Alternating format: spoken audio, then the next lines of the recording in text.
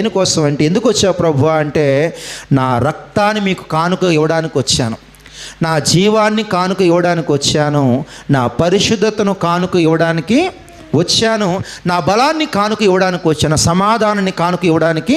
ఉందా లేదు యెషయా ఆయన పొందిన దెబ్బల వలన మన సమాధానం, స్వస్థత, ఆయన మరణించిన ద్వారా మనకు జీవము, ఆయన అనారోగ్యం ద్వారా మనకు ఆరోగ్యము, ఆయన బలహీన ద్వారా మనకు బలము, ఆయన పేదరికాన్ని బట్టి మనకు ఐశ్వర్యము. ఉందా లేదా బైబిల్లో? అన్నీ కూడా యెషయా గ్రంథం 53 ఉంటాయి. ఆయన మనల్ని ధనవంతులను చేయుటకు ఆయన దరిద్రుడు ఆయనని. కొరింథీలో ఉంటుంది ఆ మాట. అంటే మనం ఈరోజు పొందుకున్న బలము ఆయనది, ఈరోజు పొందుకున్న జ్ఞానము ఆయనది, ఈరోజు పొందుకున్న పరిశుద్ధత ఆయనది, మంద కాదు.